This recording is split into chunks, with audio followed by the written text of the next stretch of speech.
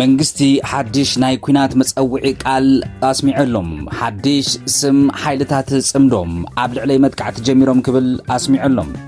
ሓላፊ ክፍሊ ኮሙኒኬሽን ዞባ ኦሮሚያ ሓይሉ ኣዱኛም ጽምዶ መጥቃዕቲ ጀሚሮም ዝብል መግለጺ ኣስሚዕሎም ብዝርዝር ክነስማዓኩም ኢና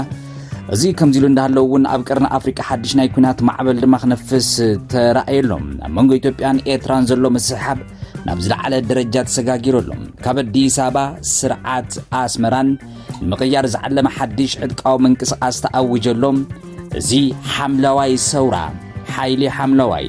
አረንጓዴ ሰውራ ክብሉ ዝጸውዕዎ the green revolution እንታዩም ሓድሽ መጥቃዕቲ ኣብ ልዕሊ ኤርትራ ብኻልእ ገጽ እዚ ካልእ ዓብይ ስግኣት ዝፈጠረ ቦታ ኣብ ዶብ ክልል ኦሮሚያን ኣምሓራን እንታይ ተፈጢሩ ዘሎም ሕጂ ሓድሽ ምዕባለ ተሰሚዑሎም ኣሜሪካን እስራኤልን ድማም ኣብ ውሽጢ ምስጢራዊ ምስሓብ እስራኤል ነቶም ምስ መምሕዳር ዶናልድ ትራምፕ ክደራደሩ ዝፈተኑ ላዕለዎት ሰበስልጣን ኢራን ንምቕታል ዝሓሰበቶ ውጥን ብዋሽንግተን ተዓናቒፎሎም ሰላም ጥዕና ሃበልና ክብራት ሰማዓቲ ተመልከቲ ቻናልና ሎማዓንቲ ሰነ 26 2018 ዓመተ ምህረት ዋናዊ ዜናታትና ነው ጀሚሮም ኣለው ርእይቶታትኩም ንስኹም እውን ክትጽሕፉ ከም ተትሪና ንዕድም እዚ ቪድዮ እዚ ብሓንሳብ ኩላኹም ላይክ ጌርኩም ጀምሩ ሰናይ ምክትታል ሓይልታት ጽምዶ መጥቃዕቲ ጀሚሮም ይብል እዚ ሓላፊ ክፍሊ ኮሙኒኬሽን መንግስቲ ኣብ ዞባ ኦሮሚያም ሓይሉ ኣዱኛም ዝቃል ዝነቶም በሓባር ተዋሂዶም ሰርሑ ዘለው ሰራዊት ሓርነት ኦሮሞን ሸኔ ክብል መንግስቲ ጸውዖን ዕጥቃት ሓይልታት ፋኖን ካልኦት ድማ ደግፎሞም ዝብል ዝጸውዖም መንግስቲ ዞም ክልተ ሓይልታት ተጻሚዶም ኣብ ልዕሊ ንጹሃን ዜጋታት ጅምላዊ ቀትለት ሽብርን ይፍጽመለው ክብል ወንጅለሎም ዝኽስ እዚ ብፍሉይ ምስቲ ኣብ ዝቐረባ መዓልቲ ኣብ ሆሮ ጉድሩ ወለጋም ፍሉይ ሽሙ ኣጋምሳ ኣብ ዝተባሃለ ቦታ ዝተፈጸመ መጥቃዕቲ እውን ዝተተሓዘ እዩ ድምፂ ራድዮ ጀርመን DW ዶይቼ ቬለ ከም ጸበጸበቶም ኣብዚ መጥቃዕቲ ብውሕዱ 12 ንጹሃን ዜጋታት ህይወቶም ከም ዝሓለፉን ካብቶም ዝተቐተሉ ውሽጢ ክልተ ደቂ ኣንስትዮ ኮና ከለዋም ህፃናትን አረጋውያንን እውን ግዳይ ናይ ዝመጥቃዕቲ ምዃኖም ይዝገልጽ ዜና እዚ እዚ ጎንጽ እዚ ብኸመይ ተፈጺሙ ከመይ ተላዒሉ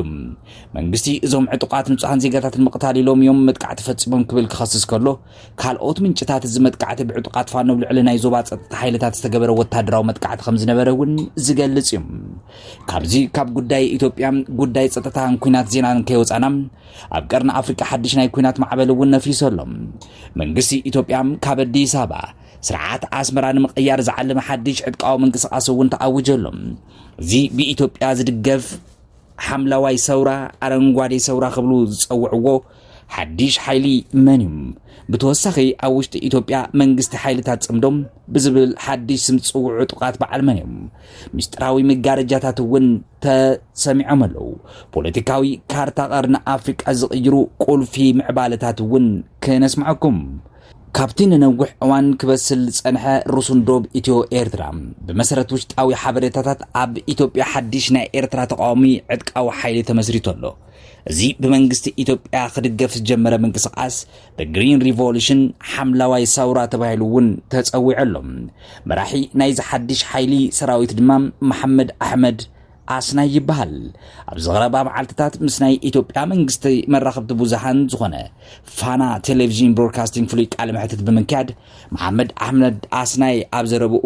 ኣብ ኤርትራ ዘለው ሰዓብቲ እምነት እስልምና ተነጺሎም ፖለቲካዊ ሃይማኖታዊ መሰላቶም እውን ብስርዓት ኢሳያስ አፈወርቂ ተገፊፍኡ ክብል ክኸስስ ሰሚዕና ኣለና ብምኽንያት እዚ ድማ ዕጥቃዊ ቃልሲ ከም ዝጀመረ ብምእዋጅ እዚ ምንቅስቃስ እዚ ብፍሉይ ካብ ኢትዮጵያ ሓገዝ ዕቁባ ዝረክብ ዘሎ ምስጢር እውን ኣይኮነን እቲ ዓብይ ውጥን ግን ንምንታይ ኢትዮጵያ ናብ ቀይሕ ባሕሪ ፍሉይ ድማ ናብ ወደብ ዓሰብ ቀጥታዊ መተሓላለፊ ክህልዋ ትደልላ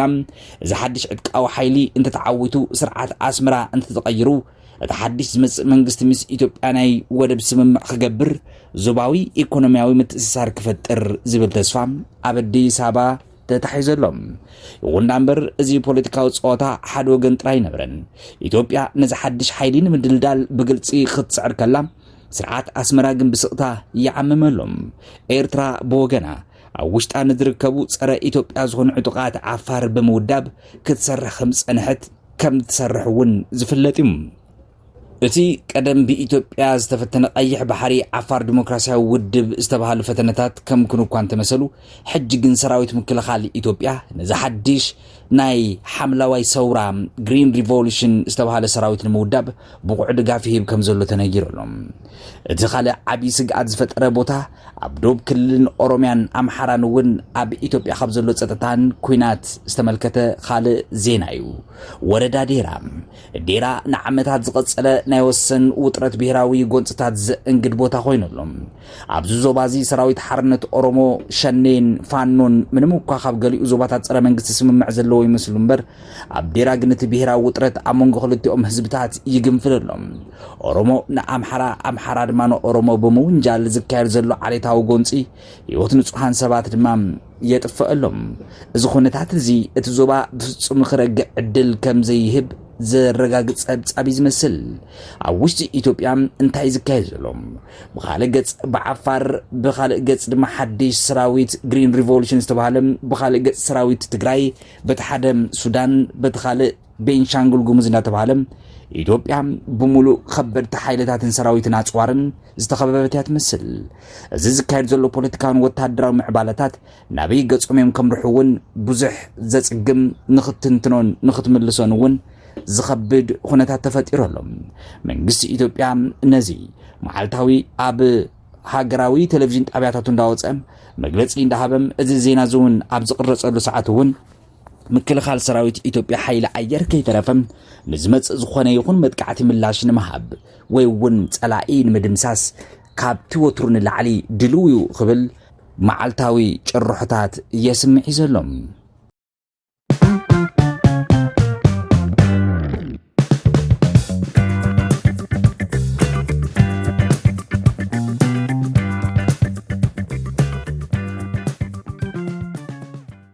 ኣሜሪካን እስራኤልን ኣብ ውሽጢ ምሽጥራዊ ምስሓብ እስራኤል ነቶም ምስ ምምሕዳር ዶናልድ ትራምፕ ክደራደሩ ዝፍትኑ ላዕለዎት ሰበስልጣን ኢራን ንምቕታል ዝሓሰበቶ ውጥን ብዋሽንግተን ተዓናቒፈሎም ኒውዮርክ ታይምስ ዘውፅኦ ሓድሽ ምሽጥራዊ ጸብጻብ ኣሜሪካ ንኢራን ካብ መጥቃዕቲ እስራኤል ንምድሓን ክሳብ ምጥንቃቕ ከም ዝበፅሕቲ እውን ተገሊጾሎም እዚ ኣብ መንጎ ክልቲአን መሓዙት ዝፍጠር ፍርሊ ዕላማ ናበይ ገጹ እዩ ዘብል ዘሎ ክሳብ መወዳእታ ምሳና ጽንሑ መልሲ ሒዝና ኣለና ሎሚ ኣብ ማእኸላይ ምብራቕ ዝካየድ ዘሎ ፖለቲካዊ ፀወታ ካብቲ ኣብ ሚድያታት ዝውረስ ተሓላለኸ ምዃኑ ዘርኢ ሓበሬታ ኢና ሰሚዕና ዘለና ብመሰረት ጸብጻብ ጋዜጣ ኒውዮርክ ታይምስ ጣብያና ከም ዝተመልከተቶ ምምሕዳር ትራምፕ ምስ ቴሄራን ግዝያዊ ናይ ሰላም ስምምዕ ንምብጻሕ ምስጢር ክደራደር ጸኒሖሎም እዚ ዘተዚ ኣብ ዝካየደሉ ዝነበረሉ እዋን እውን እስራኤል ንኽልተ ላዕለዎት ተደራደርቲ ኢራን ንምቕታል ትፅዕር ከም ዘላ ዋሽንግተን ድሕሪ ምግላጻ እዞም ዒላማ ዝነበሩ ሰባት ድማ ሚኒስትር ጉዳያት ወጻኢ ዓባስ ዓራቕቺ ኣፈ ጉባኤ ፓርላማ መሐመድ ባቀር ቃሊባፍ ምዃኖም እውን ኣሜሪካ እዞም ሰባት እንተተቐቲሎም እቲ ዝተጀመረ ዘተ ክፍሽል ብዝብል ስክፍታኣ ምስጢራዊ መጠንቀቕታ ንኢራን ንምትሕልላፍ ናፍተን ኣብቲ ዞባ ዘለዋ ሃገራት ተማሕፂና እውን ኣላ እዚ ኩነታት እዚ ኣብ መንጎ ኣሜሪካን እስራኤልን ዘሎ ናይ ኩናት ዕላማ ብቁልጡፍ ይፈላለ ከም ዘሎን ወይ እውን ኣብ መንጎ ዘሎ ርክብ ከም ዝሓርፈፈ ዘርኢ እዩ ዋሽንግተን ፖለቲካዊ መዕለብን ምርካብ ስምምዕ ሰላም ንምፍራም ክትፅዕር ከላ እስራኤል ግን ኣብ መፈለምቲ እውን ኩናት ብቁልጡፍ ደው ክብል ኣይደለየትን ነይራ እስራኤል እቲ ኩነታት ቀዲሙ ደው እንተይሉ ስርዓት ኢራን ኣይክደክምን ጥራይ ዘይኮነስ ብዝበለጸ ክሕይል እዩ ዝብል ገምጋሚ ነይሩዋ ብተወሳኺ ኣብ ወርሒ ሰነ ኣብ መንጎ ኣሜሪካን ኢራን ዝተገበረ ናይ ስምምዕ ማዕቐፍ እዚ ዞባዊ መስመር ሆርሙዝ ንምኽፋት እስራኤል ከም ዓብይ ፍሽለት ያሪኣቶም ምክንያቱ እቲ ስምምዕ ንኢራን ቢልዮናት ዶላራት ከም እትረክብ ስለ ዝገብር እዚ ድማ ንኒውክሌርን ሚሳኤልን ፕሮግራማታ ዳግም ክተነቃቅሖ የኽእላ እዩ ዝብል ስግኣት ኣለዋ ሓደ ካብቲ ዝገርም ምስጢር እዚ ጸብጻብ እዚ ኣፈ ጉባኤ ፓርላማ ኢራን ቃሊባፍ ንኽልተ ግዜ ኣብ ሞት ብተኣምር ምድሓን እዩ ቀዳማይ ኣብ ሰነ 2025 ከም ኣውሮፓውያን ኣቆጻጽራ ኣብ ዝነበረ ናይ 12 መዓልትታት ኩናት ካልኣይ ድማ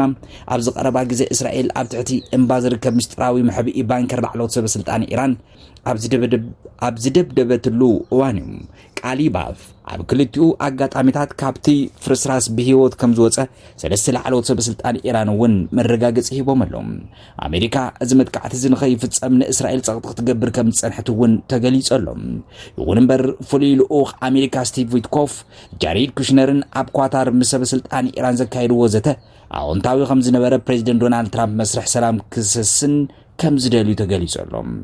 እምበርከስ እቲ ኩናት ፖለቲካ ማእኸላይ ምብራቕ ካብቲ ኣብ ደገ ዝርአ ንላዕሊ ዝተሓላለኸ ሚስጥር ዝተመልኦ ኣሜሪካ ሰላም ክተምጽእ ክትስዕር ከላ እስራኤል ግን ንስጋእታ ንምውጋድ ዝኾነ ዋጋ ንምኽፋል ቁራጽ ምዃናን ዝድላይ ኩናት ይለዓል እስራኤል ንኹሉ ድሉት እያ ዝብል ጨርሖ ዝሓዘ ዜና ኢና ንሰምዕ ዘለና መሊስና بخالق زينا بحدش معبالم زرزر قدات كن ملسنا خبرات سمعت تملكتي نحزز حزنا يوم زم سمعكم ومسنيرم قصالي بخالق زينا خصاب نراخب سلام